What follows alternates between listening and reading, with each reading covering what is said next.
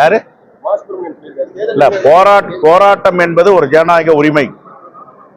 எல்லோரும் இந்த இடத்துக்கு வந்திருக்குன்னா போராடி தான் வந்திருக்கோம். அதனால போராட்டத்தை யாரும் கொச்சைப்படுத்தக்கூடாது. போராட்டம் ஜனநாயகத்தின் உரிமை. அது என்னன்னா போராட்டம் பண்ணா எங்களுக்கு கிடைக்கும், போராடி தான் பெற வேண்டும். யாருக்கிட்ட போய் சொல்லணும்? தமிழ்நாடு அரசு கிட்ட நாங்க எங்க போராட்டத்தின் மூலமா வெளிப்படுத்துறோம் அப்படின்னு சொல்றாங்க. போராட்டத்தை போய் யாரையும் கொச்சைப்படுத்த முடியாது. கூட்டணி ஆட்சிக்கு மட்டும்தான் வாய்ப்பு, தனித்து வாய்ப்பு கிடையாது. அவங்க என்ன வேணாலும் பேசுவாங்க, என்ன வேணாலும் வித்ரா பண்ணிக்குவாங்க. எங்களை பொறுத்த வரைக்கும் எங்களுக்கு ஒரு சுய கட்டுப்பாடு இருக்கு, எங்களுக்கிட்ட ஒரு பண்பாடு இருக்கு. எதை பெற வேண்டுமோ எங்க தலைமை பெறும், எதை கொடுக்க வேண்டியமோ தமிழ்நாட்டில் திராவிட முன்னேற்ற கழக தலைமை கொடுக்கும். எங்களுக்குள்ள ஒரு பிரச்சனையும் கிடையாது.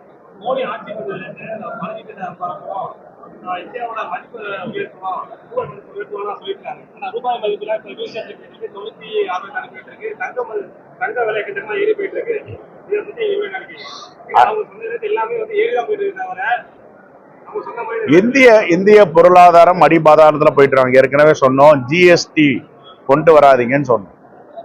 காங்கிரஸ் நினைத்த ஜிஎஸ்டி 18 விழுக்காடு கீழே நீங்க 40 விழுக்காடு கூட போயிட்டீங்க.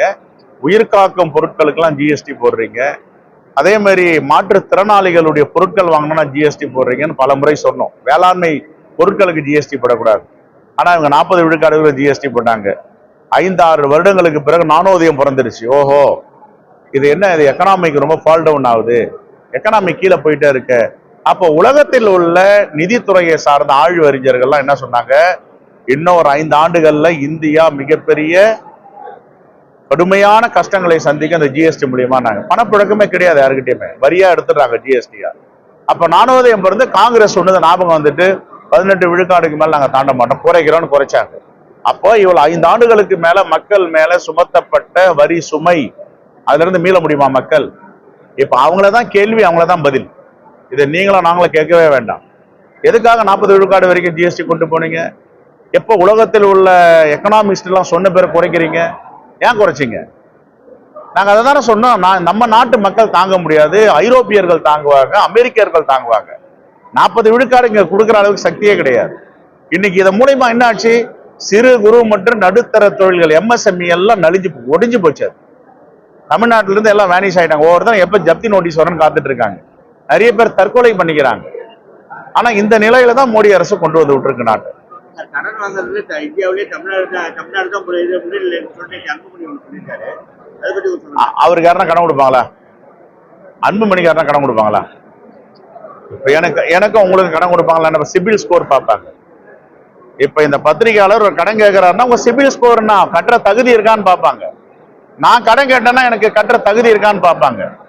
கட்டுற தகுதி இருந்தா தான் கடன் கொடுப்பாங்க. இப்ப உத்தரப்பிரதேஷ் கேட்கறாங்க, கொடுக்க மாட்டாங்களே. நம்மளுடைய ஜிஎஸ்டி பணத்தானே அவங்களுக்கு கொடுக்குறாங்க. உற்பத்தி திறன், இங்க உற்பத்தி திறன் கூடி இருக்கு, வளர்ச்சி அடைஞ்சிருக்கு.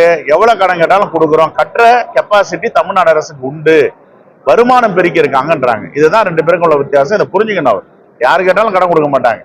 அப்புறம் மாண்புமிகு தமிழக முதல்வருக்கும் தமிழ்நாடு அரசுக்கும் ஒரு வேண்டுகோள். ஏற்கனவே எங்களுடைய நாடாளுமன்ற உறுப்பினர் ஒரு கோரிக்கை வைத்திருக்கிறார். திண்டிவனம் பகுதியில் அன்னை இந்திரா காந்தி பெயரில் ஒரு பேருந்து நிலையம் இருந்திருக்கிறது.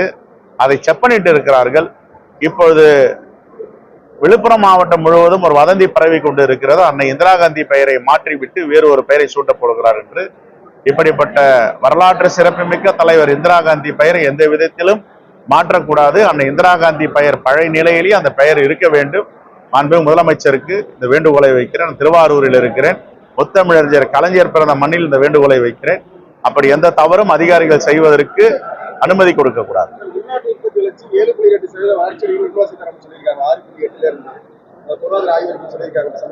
அந்த வளர்ச்சிக்கு உதவிகரமா இருக்கிறது தமிழ்நாடு அரசு தான்.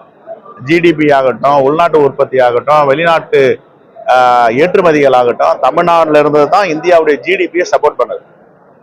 தேங்க்யூ. ரைட்.